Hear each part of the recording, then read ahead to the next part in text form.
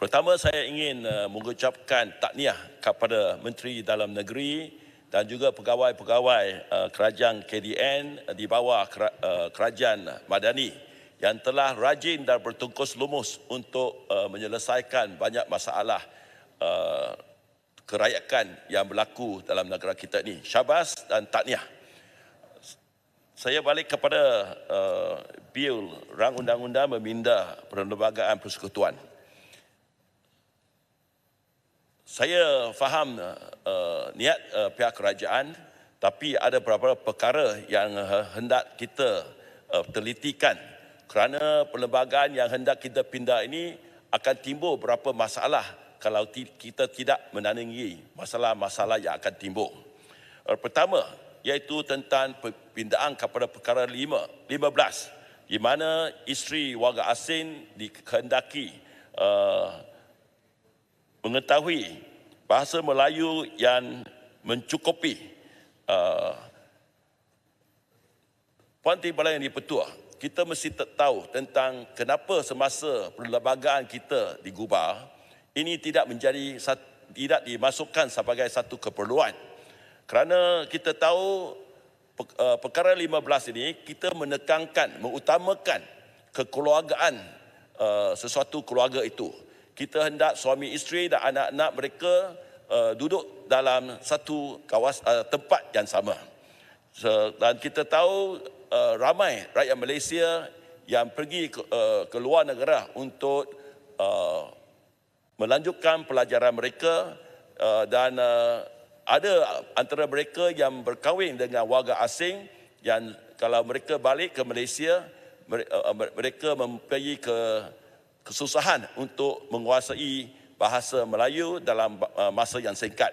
Bayangkan kita kalau kita berkahwin dengan seorang Rusia dalam tempoh masa 2 tahun diminta untuk menguasai bahasa itu, mungkin susah juga untuk kita menguasai.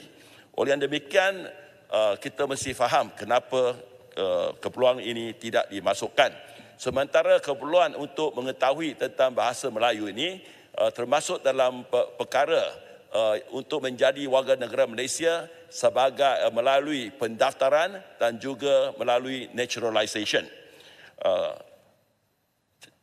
Jadi saya berharap tahap penguasa bahasa Melayu ini tidak akan ditetapkan di satu tahap yang terlalu tinggi untuk warga isteri asing untuk menguasainya.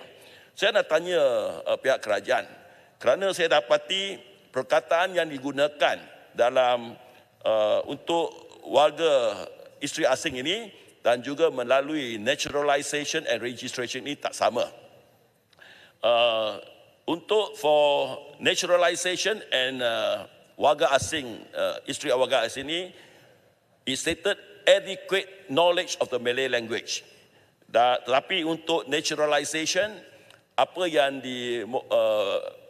diperlukan ialah elementary knowledge of the Malay language, pengetahuan yang asas. Apakah bedanya dan tahap penguasaan bahasa Melayu ini. Perkara kedua yang dicadangkan ialah supaya tidak menjadi by operation of law ataupun secara automatik anak yang dilahirkan kepada mereka yang berbastaurin tetap atau permanent resident di Malaysia. Saya pun tahu tentang niat kerajaan mencadangkan pindahan ini. Tetapi kita difahamkan kerana ada warga permanent resident di Malaysia ini yang juga masih warga negara asing.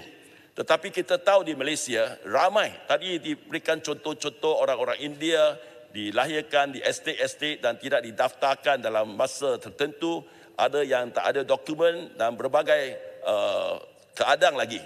Jadi kita mesti bedakan mereka yang bermasaudi tetap permanent resident yang dilahirkan di Malaysia ataupun yang tidak ada kerayakan negara lain, mereka ini masih terus diberikan kerayakan anak-anak mereka apabila mereka memohon, supaya tidak wujud generasi akan datang yang masih tidak ada kewarganegaraan.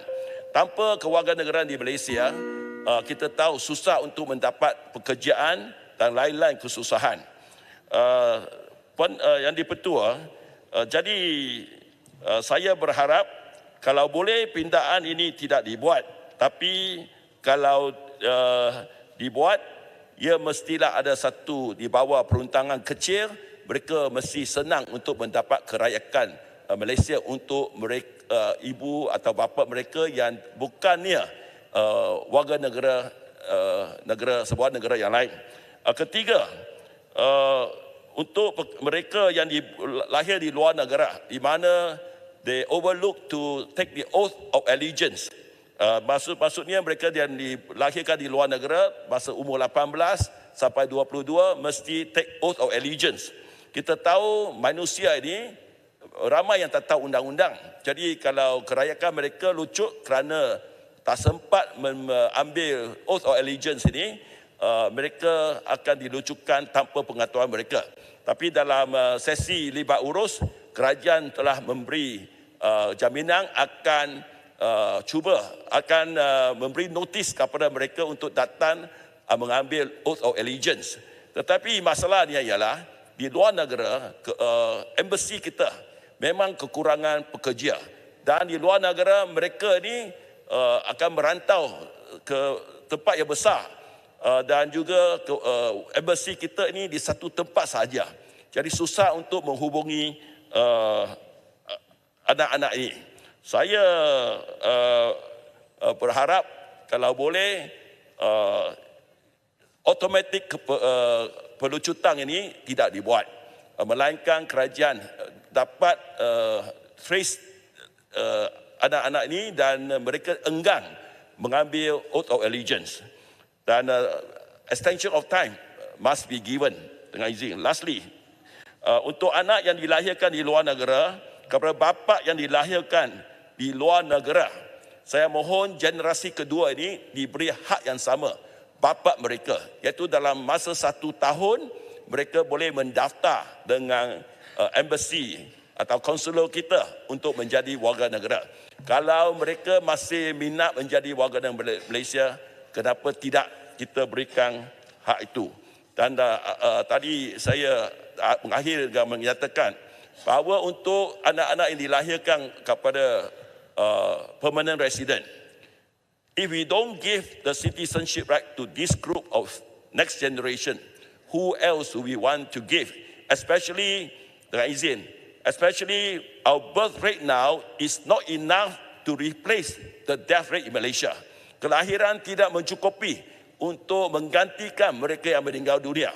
Kalau mereka dilahirkan kepada permanent resident di Malaysia, tidak diberikan kerayakan, siapa lagi kita nak minta di generasi akan datang untuk menggantikan kita yang semakin we call generasi yang tua dan akan meninggal dunia.